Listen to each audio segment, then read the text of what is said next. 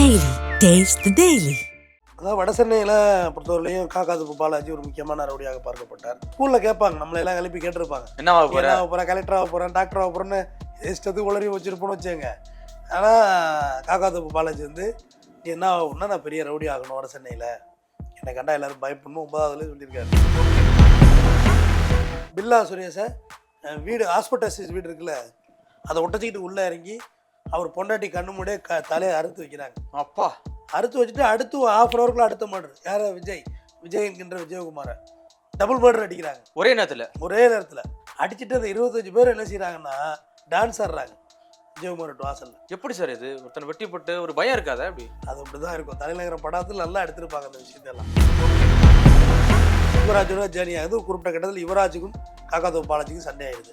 சந்தர்ப்பம் வரும்போது யார் வேணாலும் போட்டலாம், ட்விஸ்ட் பண்ணிட்டு போயிடுவாங்க. மணல்மேடு சங்கர் தெரியும், உங்களுக்கு டெல்டாவில் இருந்தார். அவருடைய பழக்கம் அவருக்கு கிடைக்குது. ஜெயிலுக்கு போனோம். ஜெயிலுக்கு போனால் உங்களுக்கு எல்லா பழக்க வழக்கமும் தமிழ்நாடு இல்லை, இந்தியா பூரா ரவுடிசம் கான்டாக்ட். நல்ல பழக்கம் இல்லாமல் மற்ற எல்லா பழக்கமும் இருக்கும், எல்லாமே உள்ள கிடைக்கும். இல்லை எதுக்கு இவ்வளோ தூரம் காவல்துறை வளர விடணுங்கிறேன் ஒரு ரவுடியை. இல்லை ரவுடிஸ் வந்து குறிப்பிட்ட ஆளை வளர விட்டு குறிப்பிட்ட ஆளும் டவுன் ஆக்குவாங்க. அதுதான் இந்த பேலன்ஸ். இதில் மிக முக்கியமானது என்னன்னா, அம்சாங்க வழக்கில் இன்று வரை தேடப்பட்டு கொண்டிருக்கும் சம்பவ செந்திலும் பாம் சரவணனுக்கும் இவர் ஆகாது. இப்போ சம்பவ செந்திலும் இவரும் பாம் சரவணனும் இவரை வந்து மர்டர் பண்ணுறதுக்கு ட்ரை பண்ணுறாங்க. அண்ணா ஃப்ளோரில் இறங்கி டிஎம்எஸ்க்கு இறங்க உள்ள மர்டர் பண்ண போகிறாங்க, பாம் அடிக்க போகிறாங்க. அதுதான் பிளானு. ஆனால் அதுக்கு இடையில் அது அவங்க அம்மா கண்மணி அவங்க பேட்டி கொடுக்குறாங்க. எப்படின்னா காக்காது பாலாஜியை கொன்னாதான் சம்பவ செந்தில் வெளில வருவான்னு சொல்லிட்டு அதனால தான் சுட்டுட்டாங்கங்கிற மாதிரி ஒரு தகவல் சொல்கிறாங்க. கிங் டிவி நேயர்களுக்கு வணக்கம். இன்று நம்மோடு இணைந்திருப்பவர் குற்றவியல் வழக்கறிஞர் டாக்டர் RS தமிழ்வந்தன் அவர்கள். சார் வணக்கம். வணக்கம். இன்று அதிகாலை வியாசர்பாடி அருகே கிட்டத்தட்ட பழம்பெரும் ரவுடி, அதாவது காக்காது பாலாஜி என்கவுண்டர் பண்ணியிருக்காங்க. இந்த வழக்கு எதை நோக்கி போயிட்டு இருக்கு? கிட்டத்தட்ட 25 வழக்கு கொலை வழக்கு இருக்குதா அவர் மேலே அப்படின்னு சொல்லப்படுது. 59 வழக்கு ஆள்மாறாட்டம், இது மாதிரி ஏகப்பட்ட வழக்கு இருக்கு. இந்த வழக்கோட பின்னணி என்னதான் சார்? அதாவது வட சென்னையில் பொறுத்தவரையிலையும் காக்காது பாலாஜி ஒரு முக்கியமான ரவுடியாக பார்க்கப்பட்டார். வட சென்னைங்கிறது பார்த்தீங்கன்னா மெரினாவிலேருந்தே வட சென்னை தான். மெரினாவிலேருந்து அப்படியே போட்டு அப்படியே போயிட்டு 800 வரை வட சென்னை தான். அது ஃபுல்லாகவே வந்து தலைநகரம் கொலை நகரமாக தான் இன்றைக்கும் இருக்குது. அப்படி இருக்கா இல்லை நம்ம கட்டமைப்பு அப்படியே வச்சுருக்காங்கிறது தெரியல. இவர் காக்காது பாலாஜி ஒன்றும் பெரும் பாலாஜி தான். காக்காதோப்புங்கிறது அவரோட ஏரியா, அதில் இணைக்கப்பட்டுட்டு காக்காதோப்புங்கிறது 9ஆம் வகுப்பு தான் படிச்சிருக்காரு. படிப்பு பெரிய நாட்டம் இல்லை. இவருடைய ஒரு நெருங்கிய உறவுக்காரர் துரை அப்படிங்கிறவர் அந்த ஏரியாவில் பெரிய டானு. அவரை பார்த்தா எல்லோரும் சல்யூட் பண்ணுறது, வணக்கம் பண்ணுறது, இப்படி அவருக்கு மரியாதை பண்ணுறது, கடைக்கு போனால் டீ கூட காசு வாங்க மாட்டாங்க, அந்த மாதிரி கெத்து. அதோட்டு இவருக்கு அவரோட இன்ஸ்பயர் இருந்துச்சு, நம்மளும் இப்படி ஆகணும். படிக்கும்போதே அப்போ ஸ்கூலில் கேட்பாங்க, நம்மளை எல்லாம் எழுப்பி கேட்டிருப்பாங்க, என்ன ஆக போகிறேன், கலெக்டர் ஆக போகிறேன், டாக்டர் ஆக போகிறேன்னு இஷ்டத்துக்கு உளறி வச்சுருப்போன்னு வச்சுங்க. ஆனால் காக்காது பாலாஜி வந்து நீ என்ன ஆகும்னா, நான் பெரிய ரவுடி ஆகணும் வட சென்னையில், என்னை கண்டா எல்லோரும் பயப்படணும் 9வதுலேயே சொல்லியிருக்காரு. இப்போ எவ்வளோ பெரிய ஒரு ஆழ்ந்த மனசுக்குள்ள ஒரு எண்ணம். அதான் அந்த இது சொல்லுவாங்க, நீ என்னவாக வேண்டும் என்று நினைக்கிறாயோ அதுவாகவே நீ மாறுவாய். அதில் மாற்றுக்கிறதே கிடையாது. பிரபஞ்சம் அதை உங்கள்கிட்ட கொண்டாந்து சேர்க்கும். நான் அதை ரொம்ப நம்புகிறேன். அது நீங்கள் என்ன வேணும்னு நினைக்கிறீங்களோ அது வரும் உங்கள்கிட்ட. அதுக்கான முயற்சிகள் எல்லாருக்கும் இது நடக்குதா சார்? எல்லார் லைஃப்லையும் நடக்கும். ஆக்சிடென்ட் ஆகலாம், எதுவுமே மாறாதீங்க. நம்ம நினைக்கிறது நடக்கும். தேடணும், அதுக்கான முயற்சி அவர் தேடணும். சின்ன வயசுலேயே பார்த்தீங்கன்னா அந்த ரவுடிஸோட பிகினிங் பார்த்தீங்கன்னா எப்படி இருக்கும்? சின்ன சின்ன அடிச்சடி சண்டை இதெல்லாம் தான் ஆரம்பம். பிள்ளையார் சொல்லி ஏரியாவில் அப்படியே போட்டுறது, அப்படியே போகிறது, ஸ்டேஷன் வீடுமா வர அப்படி ஆகிட்டார். ஒரு நாள் ஒரு வாரம் ஸ்டேஷனுக்கு போகிறது, என்கொயரிக்கு வர்றது, இப்படியா போயிட்டுருக்கு. அப்படியே வயசும் அவருக்கு வளர்ந்துக்கிட்டே வருது. யுவராஜ் இன்பராஜ் அப்படிங்கிறவங்க தான் வட சென்னையில் அப்போதைக்கு. நான் சொல்கிற இந்த ரவுடிஸ் யாருமே வந்து நீங்கள் பெரிய டால் அளவுக்கு கொண்டு போயிடாதீங்க.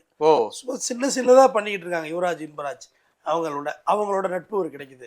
நட்பு ஒரு கிடச்சி, ஏன்னா ரவுடிஸுக்கு வந்து லீடு கிடைக்கணும். லீடு இல்லாமல் நீங்கள் பண்ண முடியாது. அப்போ அவங்களோட நட்பு கிடச்சி அவங்களோட ஜேர்னி பண்ணுறாரு. ஜேர்னி பண்ணி சின்ன சின்ன ரவுடிஸ் எல்லாம் பண்ணக்குள்ள பிரபல ரவுடி தாமுவின் அண்ணன் மூலக்குத்தம் புஷ்பா, அதாவது பிரபல ரவுடி தாமுக்கும் இவங்களுக்கும் ஒரு சின்ன பிரச்சனை. யார்? யுவராஜ் டீமுக்கும். அப்போ அவரோட இவர் இருக்கிற தொட்டு மூலக்குத்தம் புஷ்பாவை தான் முதல்ல இவங்க கொலை செய்கிறாங்க. அதுதான் காக்காது பாலாஜிக்கு முதல் கொலையாகுது. அப்புறம் பிற்பாடு அப்படியே போயிட்டுருக்கு அவங்க பயணம். அப்படியே யுவராஜோட ஜேர்னி ஆகுது. ஒரு குறிப்பிட்ட கட்டத்தில் யுவராஜுக்கும் காக்காத்தோப்பு பாலாஜிக்கும் சண்டை ஆயிடுது. இது ரவுடிசத்து வரலாறுல ரொம்ப இயல்பான ஒன்று. எவ்வளோ தாயா பிள்ளையா இருந்தாலுமே அது ரவுடிசம் வரலாறுக்கு எடுபடாது. சந்தர்ப்பம் வரும்போது யார் வேணாலும் போட்டுடலாம். ட்விஸ்ட் பண்ணிட்டு போயிடுவாங்க. நான் அவர் சொல்கிறாரு நீ இப்படி மாற்றி சொல்கிறாம்பாங்க. அது இயல்பு தான் அது. அந்த ட்விஸ்ட் நடந்தோடனே யுவராஜையும் படுகொலை செய்கிறார். செய்து காக்காத்தோப்பு பாலாஜி இண்டிவிஜுவல் பெர்ஃபார்மன்ஸாக வெளில வர்றாரு சோலோவாக. அப்போ தான் இவர் காக்காத்தோப்பு பாலாஜி யார் என்று இந்த உலகத்துக்கு தெரியுது. தொடர்ச்சியாக ஒரு சில கொலைகள் அப்படி நடக்குது. சிறைக்கு போகிறாரு. அப்போ நாகேந்திரனுடைய அறிமுகம் அவர் கிடைக்குது. அஸ்வத்தனுடைய அப்பா இப்போ ஆம்ஸ்டாங் கொலை வழக்கில் உள்ள இருக்காங்க இல்லையா, அவருடைய அறிமுகம் கிடைக்குது. அறிமுகம் கிடைச்சி அவர் சொல்கிற சில வேலைகளை எல்லாம் செய்ய ஆரம்பிச்சிடுறாரு. யார்? காக்காத்தோப்பு பாலாஜி. அப்படி செய்ய உள்ள குறை நடராஜன். அது யாருன்னு பார்த்தீங்கன்னா மணல்மேடு சங்கரோட வலது இல்லை ரைட் ஹேண்டு. மணல்மேடு சங்கர் தெரியும் உங்களுக்கு, டெல்டாவில் இருந்தார். அவருடைய ரைட் ஹேண்டு. அவருடைய பழக்கம் இவருக்கு கிடைக்குது. ஜெயிலுக்கு போனால் உங்களுக்கு எல்லா பழக்க வழக்கமும் தமிழ்நாடு இல்லை இந்தியா பூரா ரவுடிசம் கான்ட்ராக்ட் நல்ல பழக்கம் இல்லை, மற்ற எல்லா பழக்கமும் இருக்கு, எல்லாமே உள்ளே கிடைக்கும். அதில் என்ன செய்கிறாரு, மணல்மேடு சங்கருக்கா வேண்டி அவருக்கு ஒரு ஆப்போனண்ட்டு ஆத்தூர் கண்ணையா ஆதி ஆகியோரை வந்து கொலை செய்கிறாங்க. அதில் இவர் முக்கிய பங்கெடுக்கிறார். யார்? காக்காத்தோப்பு பாலாஜி. ஆனால் காக்காத்தோப்பு பாலாஜி வந்து மெட்ராஸை விட்டு போய் டெல்டாவில் பண்ணதை விட்டு அந்த கொலையிலலாம் இவர் பெருசாக ஃபேமஸாக பேசப்படலை. எங்களுக்குள்ள தான் ஒரு ஹாட் நியூஸ் ஆகும். அப்போ 2007 உங்களுக்கு தெரியும், மணல்மேடு சங்கர் அவர்கள் ஒரு தரப்பு என்கவுண்டர் செய்யப்பட்டதாக சொன்னார்கள். இன்னொரு தரப்பு டெம்போ டிராவலர் அப்சைட் ஆனது கந்தரவக்கோட்டை புதுக்கோட்டை கந்தரவக்கோட்டை ஆமாம் அப்சைட் ஆனதில் வந்து தவறி ஃபயர் ஆகிட்டு அப்படின்னு சொல்லி மணல்மேடு சங்கர் அவர் என்கவுண்டர் செய்யப்பட்டு விட்டார். அப்புறம் வந்துட்டு இவர் காக்காத்தோப்பு பாலாஜி வந்து இனிமேல் நம்ம வந்து வெளியில் இருந்து பண்ணுறோன்னா நமக்கு எதுவுமே லைன் இல்லை, நம்ம சிட்டிக்குள்ளே தான் போய் பண்ணணும் அப்படின்னு ஒரு முடிவு எடுக்கிறார். வெளில இருந்தோம்னா நம்மளை யாருன்னே தெரியாது, வெளிமாடுது போவான்டான். அப்போ எலிஃபண்ட் கேட்டில் வந்து தலித் பாலு அப்படிங்கிறவரோட பிரச்சனையை நடைபெறுது. அப்போ 2009 தலித் பாலுவின் தம்பி சதீஷை கொலை செய்கிறாரு. மயில சிவகுமாரை இதில் லிங்க் பண்ணுங்க. ஆமாம், மயில சிவகுமார் வந்து பெரிய மகேஷ் தான் மயிலாப்பூரில் பெரிய ரவுடியாக இருந்தது. பெரிய மகேஷோட உறவுக்கார பெண்ணை மயில சிவகுமார் வந்து ஒரு அடிச்சு போடுறாப்புல. அப்போ பெரிய மகேஷ் என்ன செய்கிறாரு, யாரும் அதை பார்த்து போடுங்கடா அப்படின்றாங்க. அப்போ மயிலை சிவகுமார் வந்து பிர்லா சுரேஷும் விஜயகுமார் 2 பேரும் வெட்டி போடுறாங்க அந்த ஆரியபுரம் காவாயில். அப்போ ஆனால் மயிலை சிவகுமார் பொழைச்சிடறாரு. பொழைச்சி வெளியே வந்தோன்னே இந்த சுந்தரபாண்டியன் படத்தில் சொல்கிற மாதிரி மரண பயத்தை காமிச்சினானுங்க எனக்கு அப்படின்ற ஒரு வேகம். சுப்பிரமணியபுரத்தில் மரண பயத்தை காமிச்சினாங்க பிரம்மா அப்படிமாங்களே. அப்போ என்ன செய்கிறாரு, அவர் விஜய் என்கின்ற விஜயகுமார் அவர் பேர். அப்போ காக்காத்தோப்பு பாலாஜியோட என்ட்ரி. ஆனால் ரவுடிஸுக்குள்ளே ஒரு லிங்க் வந்துக்கிட்டே இருக்கும், உருவாகிக்கிட்டே தான் இருக்கும். யாரும் நம்ப முடியாது. அதான் உண்மை. எந்த டீமு எப்போ யாரோட அசம்பிள் ஆகுதுன்னே தெரியாது. இவங்க அசம்பிள் ஆகுறாங்க. அப்போ பெரிய மகேஷ் வந்து இங்கே இல்லை, எங்கே மயிலாப்பூரில் இல்லை, ஒரு சின்ன இஷ்யூனால காஞ்சிபுரத்துக்கு போயிருந்தார் அவர். அப்போ பில்லா சுரேஷை வீடு ஹாஸ்பிட்டல் வீடு இருக்குல்ல, அதை ஒட்டச்சிக்கிட்டு உள்ளே இறங்கி அவர் பொண்டாட்டி கண்ணு மூடியே தலையை அறுத்து வைக்கிறாங்க. அப்பா அறுத்து வச்சுட்டு அடுத்து 1/2 hourக்குள்ள அடுத்த மர்டர். யார்? விஜய் என்கின்ற விஜயகுமாரை டபுள் மர்டர் அடிக்கிறாங்க ஒரே நேரத்தில் பட்ட பகலில் டே லைட்டில் அடிச்சுட்டு அந்த 25 பேர் என்ன செய்கிறாங்கன்னா அந்த டீம் எல்லாமே இந்த டோட்டல் டீமும் சேர்ந்து டான்ஸ் ஆடுறாங்க விஜயகுமார் வாசலில். எப்படி சார் இது? ஒருத்தனை வெட்டி போட்டு ஒரு பயம் இருக்காதா? அப்படி அதுதான் அந்த தலைநகரம்ங்கிறது அதுதான் கொலைநகரம். அது அப்படி தான் இருக்கும். தலைநகரம் படத்தில் நல்லா எடுத்திருப்பாங்க அந்த விஷயத்தெல்லாம். டான்ஸ் ஆடுறாங்க. அப்போ வந்து பப்ளிக் மத்தியிலையும் காக்காத்தோப்பு பாலாஜி ஃபேமஸ் ஆகுறாரு. போலீஸ் கண்ணிலையும் மண்ணை தூவுறாரு. மண்ணை தூவலை, போலீஸுக்கு கண்ணை ஊற்றிட்டு. போலீஸ் வந்து ரவுடிஸை வந்து ஒரு குறிப்பிட்ட ஆளை வளர விடும். இல்லை, அதான் நான் கேட்கல. இன்னொரு ஆள் அடிச்சு தட்டுற 25 கொலை வழக்குங்கிறாங்க காக்காத்தோப்பு பாலாஜி மேலே. 25 கொலை வழக்கெல்லாம் இல்லை, அது தப்பாக சொல்கிறாங்க. மொத்தம் 59 வழக்குகள். 5-6 கொலை இவர் நேரடியாக இறங்கி பண்ணார். பாக்கெல்லாம் மறைமுகமாக இருந்து பண்ணியிருக்கலாம். இல்லை, எதுக்கு இவ்வளோ தூரம் காவல்துறை வளர விடணுங்கிறேன் ஒரு ரவுடியை? ஏதாவது அரசியல் பிரமுக யாராக இருக்காங்க? இப்போ கூட பெரிய பொலிட்டிக்கல் இன்ட்ரெஸ்ட்லாம் இல்லை அவருக்கு. இல்லை, ரவுடிஸ் வந்து குறிப்பிட்ட ஆளை வளர விட்டு குறிப்பிட்ட ஆள் மட்டும் டவுன் ஆக்குவாங்க. அதுதான் இந்த பேலன்சிங் போலீஸ் டிபார்ட்மெண்ட் வரது, அதுதான் பேலன்சிங் அப்படின்னு சொல்லிட்டு அதுக்கு பிறகு ஒரு வெளியில் வந்து டான்ஸ்லாம் ஆடிட்டு அடுத்தது ஒரு முக்கியமான ஒரு இது கிடைக்குது, ரெட் சாண்ட் செம்மரக்கட்டை லிங்க் கிடைக்குது. ஜெயிலுக்கு போனார்ல, அதுக்கு பிறகு இவரோட வளர்ச்சி வந்து விஸ்வரூபம் எடுத்துட்டு கட்டுப்படுத்த முடியாத வளர்ச்சி. பணம், புகழ், காரு, பைக்குன்னு, செயின்னு இவரோட லைஃப் ஸ்டைலே மாறுது. எப்படின்னா போர்ட்டை வந்து நம்முடைய கைகள் வச்சிருந்தது யாருன்னு பார்த்தீங்கன்னா வெள்ளரவி. ஆமாம், வெள்ளரவி உங்களுக்கு தெரியும், ஓசூர் பக்கம் பாகலூரில் என்கவுண்டர் செய்யப்பட்டார். அதுக்கப்புறம் போட்டு வந்து உள்ளே இருந்து நாகேந்திரோட அசைன்மெண்ட்டு இருந்ததாக சொல்கிறாங்க. அப்புறம் காக்காதோப்பு பாலாஜி ஃபுல்லாகவே எடுத்துட்டார். இப்போ மாதவரம், எண்ணூர், எறணாவூர் இந்த பக்கம் பார்த்திங்கன்னா நிறைய கண்டெய்னர் கேரேஜ் இருக்கும். அதில் வந்து இவங்க போய் செம்மரக்கட்டையை வெட்டலாம் மாட்டாங்க. ஏன்னா வர்றதை கை மாத்திரதான், கை மாற்றி போர்ட்டுக்குள்ளே தள்ளணும், உள்ளே தள்ளணும், ஸ்மக்கிள் பண்ணணும். அதை இங்கேருந்து ஸ்மக்கிள் பண்ணணும். இங்கே ஒரு கட்டை ஒரு 1000 ரூபாய்க்கு வருது ஒரு உதாரணத்துக்குன்னா, அது இங்கேருந்து டைவெர்ட் ஆகி சீனாவில் தான் அது நம்பர் 1 போகுது. சீனாவுக்கு போது 1 லட்சம் மாறுது. எத்தனையோ பர்சன்டேஜ் மாறக்குள்ள கை மாற்றி விடுறவங்களுக்கு எத்தனை புரோக்கர் இருப்பாங்க அப்படின்னு சொல்லிட்டு அதை அதை பண்ணுறாரு. தமிழ்நாடு முழுவதும் ஒரு மேலே வழக்கு பரவிட்டு அவங்க அம்மா பேட்டியில் சொல்கிறாங்க, கண்மணி அவங்க, என் பிள்ளை 10 வருஷமாக எதுவுமே பண்ணாது தான் இருந்தான், ஆனால் வந்து இவங்க இந்த மாதிரி பண்ணிட்டாங்க போலீஸுன்னு இப்போ பேட்டி கொடுக்குறாங்க. நம்ம ஒன்றும் நமக்கு தெரியலை. அப்போ என்ன ஆகுதுன்னா ஜெயிலில் போக்குள்ள சிடி மணியோட பழக்கம் ஏற்படுது. சிடி மணி வந்து பார்த்தீங்கன்னா சிடி மணி இப்போ சம்பாரிச்சது பூரா டபுள் டாக்குமெண்ட்டு. அவர் ரொம்ப ஃபேமஸான அவரும் ஒரு டான் தான். அப்போ சிடி மணிக்கு இவருக்கு ஒரு அக்ரிமெண்ட்டு, தென்சென்னையை நான் பார்த்துக்கிறேன், வடசென்னை நீ பார்த்துக்க, இதுக்குள்ளே வர்ற பஞ்சாயத்தில் நான் உனக்கு தர்றேன், எனக்கு வர்ற பஞ்சாயத்தில் நீ கொடுன்னு சொல்லிட்டு 2 பேரும் பயங்கரமாக சம்பாதிக்க ஆரம்பிக்கிறாங்க. அப்போ தான் இன்றைக்கி டிஜிபியாக இருக்க ஆணையர், அப்போ இன்னைக்கு காவல் ஆணையராக சங்கர் ஜிவால் பதவி இருக்கிறாரு. அப்போ ஒரு சங்கர் ஜிவாலோட என்ட்ரி நடந்த பிறகு 2021 வந்து சிடி மணியையும் கைது பண்ணுறாங்க, இவரையும் கைது பண்ணுறாங்க, பாலாஜியும் கைது செய்கிறாங்க. பாலாஜிக்கு என்ன சொல்கிறாங்கன்னா, கஞ்சாவோட 24 கிலோ கஞ்சாவோட குதிச்சாரு, அதில் கால் உடஞ்சிட்டு கை உடஞ்சிட்டு இருந்தாங்க. அது என்னையா நமக்கு தெரியல. அதேமாரி தான் சிடி மணிக்கும் சொன்னாங்க, தப்பிச்சு ஓடினதில் கை கால் உடஞ்சிட்டுன்னு. இவர் காக்காத்தோப்பு பாலாஜி மேலே வந்து 12 முறை குண்டர்கள் தடுப்பு சட்டத்தில் ஒரு கைதாகியிருக்காரு. பல முக்கிய கொலை வழக்குகள் நேரடியாகவும் மறைமுகமாக செயல்பாடு உண்டாயிருக்கு. மெட்ராஸில் ரவுடிஸில் ஒரு A+ ரவுடி தான் இருந்திருக்கு. அப்பா, ஆமாம், பயம் அச்சம் எதுவுமே இல்லாமல் ஒரு வாழ்ந்த ஒரு மனிதராக இருந்திருக்காரு. எதுக்கும் பயந்ததாக இல்லை. அப்போ ஒரு கட்டத்துக்கு மேலே என்ன ஆகுதுன்னா, ஒரு பிரபல வழக்கறிஞர் சென்னையில் அவரை வந்து கோர்ட்டில் போய் பார்க்குறாங்க. அவர் சிடி மணிக்கும் அவர் தான் வக்கீல், காக்காத்தோப்பு பாலாஜிக்கும் அவர் தான் வக்கீல். அது ஒரு கருப்பு கலர் ஒரு கட்சியில் ஒரு முக்கிய பிரமுகராக இருக்காரு. அவருடைய காரில் காக்காத்தோப்பு பாலாஜிக்கு தெரிஞ்சு போச்சு நம்மளை லைன் எடுக்கிறாங்க அப்படின்னு ஒரு கணிப்பு தெரிஞ்ச ஒரு தகவல் வந்துடும். இதில் மிக முக்கியமானது என்னன்னா, அம்சாங்க வழக்கில் இன்று வரை தேடப்பட்டு கொண்டிருக்கும், தேடப்பட்டுவதாக இருக்கும் சம்பவ செந்தில். பாருங்கள், ஒரு ரவுடிஸ் நெட்வொர்க்குங்கிறது எங்கெல்லாம் போகுது, எவ்வளோ தூரம் அந்த சேனல் இருக்குன்னு. சம்பவ செந்தில் பாம் சரவணனுக்கு இவர் ஆகாது. சம்பவ செந்திலோட பெரிய கூட்டாளி பாம் சரவணன், அவர் வந்து பாம் செய்கிறதுல எக்ஸ்பர்ட் அந்த இண்டஸ்ட்ரியில். சம்பவ செந்திலுக்கும் இவருக்கும் யார் காக்காத்தோப்பு பாலாஜிக்கும் டைரெக்டாகவே ஆகாது. அப்போ சம்பவ செந்திலும் இவரும் பாம் சரவணனும் இவரை வந்து மர்டர் பண்ணுறதுக்கு ட்ரை பண்ணுறாங்க. அப்போ சென்னையில் ஒரு பிரபல வக்கீல் அவரோட வண்டியில் வந்து அண்ணா ஃப்ளேவரில் இறங்கி டிஎம்எஸ்க்கு இறங்கக்குள்ள மர்டர் பண்ண போகிறாங்க, பாம் அடிக்க போகிறாங்க. அதான் பிளானு. ஆனால் அதுக்கு இடையில் அந்த உள்ளே போய்ட்டு ஜிஎன்சிடி ரோட்டுக்கு ஒரு ரோடு வரும், சின்ன ரோடு தான் அது. அதில் வந்து பூந்து அந்த வண்டி வெளியாகிட்டு இல்லை அன்னைக்கே வந்து இதாக இருந்திருக்கும். அதில் வந்து இந்த நமக்கு ரூட் எடுத்துட்டாங்க அப்படின்றதுல வந்து காக்காத்தோப்பு பாலாஜி சிடி மணியும் தீவிரமாயிட்டாங்க. யாரும் சம்பவ செந்திலையும் பாம் போட்டே ஆகணும்னு. அதுதான் இன்னைக்கு வரைக்கும் போலீஸால் பிடிக்க முடியல.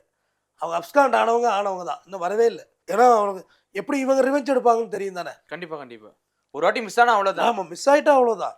அந்த ஒரு சூழலில் வந்து இவர் இருக்கிறாரு. மொத்தம் இவர் மீது போடப்பட்ட வழக்குகள் 59 வழக்குகள், 6-7 கொலை வழக்குகள் நேரடியாக இவர் இறங்கி செஞ்சுருக்கிறாரு.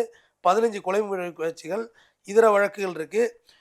நேரடியான எதிரி இவருக்கு இருக்கிறது இன்றைக்கி வரைக்கும் சம்பவ செந்தில் தான். வேறு யாரும் இவருக்கு டேரிட்ட எதிரி கிடையாது. பாக்கியெல்லாம் பல வழக்குகளில் விடுதலையும் செய்யப்பட்டிருக்கிறார் நீதிமன்றத்தால் போய்.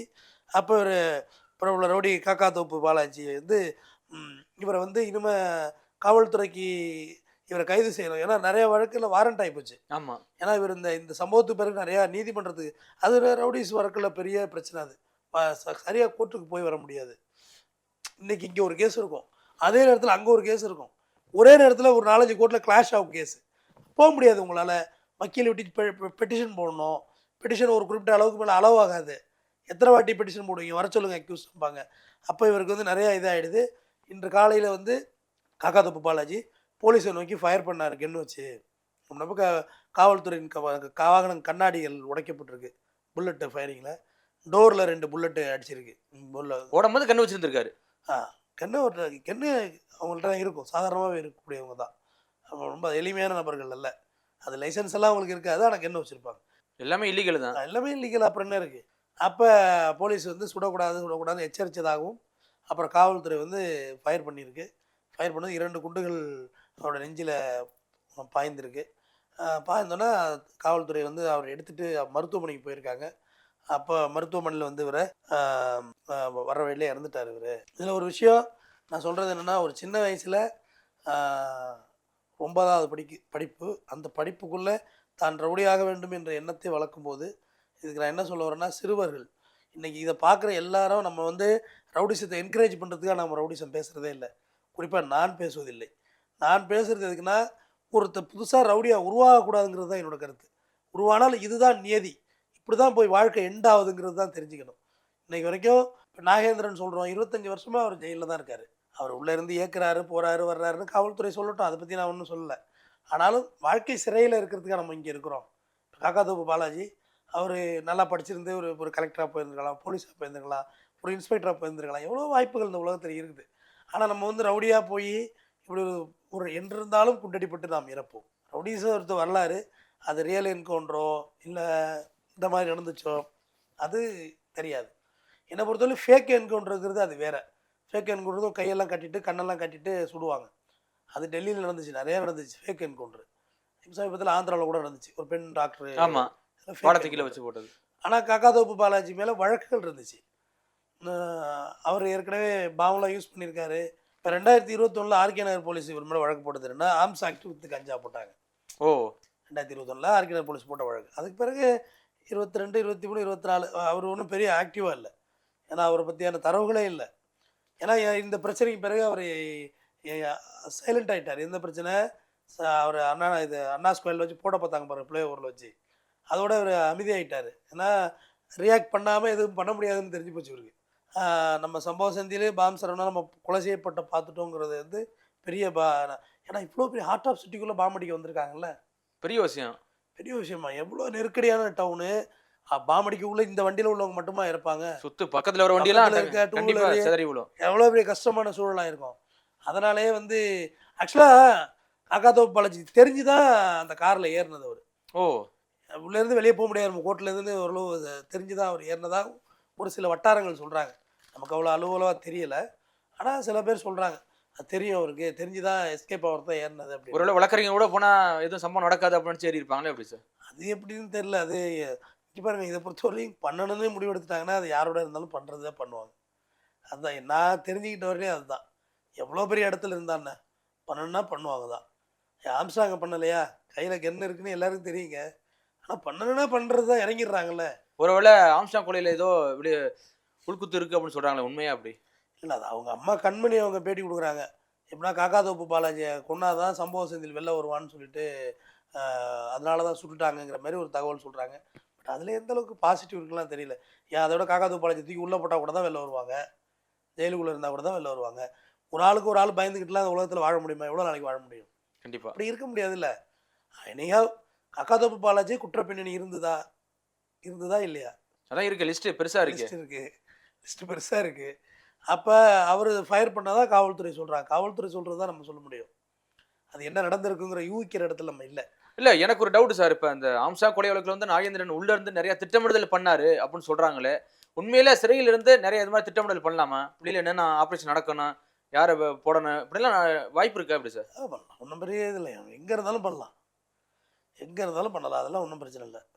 எப்படி குழு கிடைக்கும், எப்படி குழு அனுப்ப முடியும்? இப்போ சிறையில் இருந்துக்கிட்டே எத்தனை என்ன சொல்ல போனால் நாகேந்திரன் வந்து பல இடத்துக்கு பாதுகாப்பில் இருந்திருக்காரு. அப்படிங்கும்போது எப்படி இந்த நியூஸ் எல்லாம் வெளில வந்திருக்கும்? அதாவது உங்களோட இருக்கவங்க பெயிலாகி வெளில போவாங்க. உங்களோட இருக்கிற குற்றவாளிகள், உங்கள் கேஸ்காரவங்க உள்ளே போவாங்க, வெளில வருவாங்க. அது மூலயமா தகவல் பாஸ் பண்ணலாம். ஒன்று ஃபோனில் சொல்ல முடியாது, ஏன்னா ஃபோன் வந்து சேம்பர் இருக்கும், அது ரெக்கார்ட் ஆகும். செல்ஃபோன் வச்சுருக்காங்களே எல்லோரும் தான். சிறையில் செல்ஃபோன் சகஜமாக இருக்கிற ஒரு விஷயம் தானே. இது போக எல்லா வழக்கறிஞர்களும் ஒரு சில வழக்கறிஞர் மூலயமாவும் தகவல் வெளில வருது. அதை சேர்ந்த ஒரு சின்ன பையன், அவர் வழக்கறிஞர், அவர் செருப்பில் கஞ்சா ஏற்றி கொடுத்துருக்காங்க. அவர் ஏதோ ஒரு சொற்ப காசுக்கு ஆசைப்பட்டு உள்ளே போய் மாட்டிட்டாப்புல. மாட்டி வழக்கு போட்டாங்க காவல்துறை. அது புது வழக்கறிஞர் இப்போ வர்றாரு.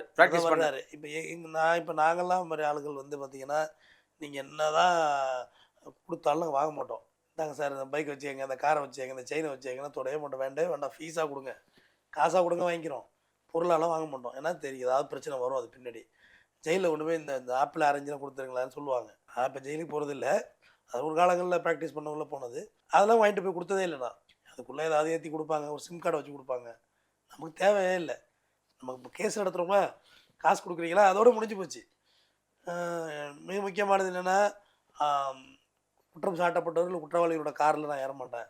ஓ, என்னோட காரில் அவங்கள ஏற்ற மாட்டேன். ஏன்னா நீங்கள் வெறும் வக்கீலாக நீங்கள் ட்ராவல் ஆகலாம், உங்களை எதுவுமே பண்ண மாட்டாங்க. எந்த குற்றவாளிகளும் உங்ககிட்ட வர மாட்டாங்க. ஏன்னா அவங்களுக்கு தெரியும் அது அவங்க வேலை. வக்கீல் வேலையை பார்க்குறாங்க, அவ்வளோதானே. ஜட்ஜு கூட தான் தண்டனை கொடுக்குறாரு. ஜட்ஜை கொலை செய்யணும்னா சுற்றிக்கிட்டு இருக்காங்க. அது அவரோட வேலை, அதை செய்கிறாரு. இன்ஸ்பெக்டர் கூட தான் சாட்சி சொல்கிறாரு. இன்ஸ்பெக்டர் என்ன கொலை செய்கிறத சுற்றுறாங்க கிடையாது. அவங்கவுங்க வேலையை செய்கிறாங்க. நம்ம இடத்துல இருந்துக்கணும். கண்டிப்பாக அவங்க இடத்துல இருந்துக்கிட்டால் யாருக்கும் எந்த பிரச்சனையும் இல்லை. இப்போ காக்காதோ பாலாஜி ரொம்ப சொற்ப வாழ்க்கையில் வாழ்ந்து குறைவான வயதில் இன்று இறந்துட்டார். போலீஸ் ரெக்கார்ட் படி அவர் சுடும்போது எதிர்முனை தாக்குதலில் காக்காதோப்பு பாலாஜி இன்று அதிகாலை 5:30 மணி அளவில் சுட்டு வீழ்த்தப்பட்டார். கண்டிப்பாக சார், மீண்டும் மற்றொரு வழக்கோடு சந்திப்போம். மிக்க நன்றி. நன்றிங்க.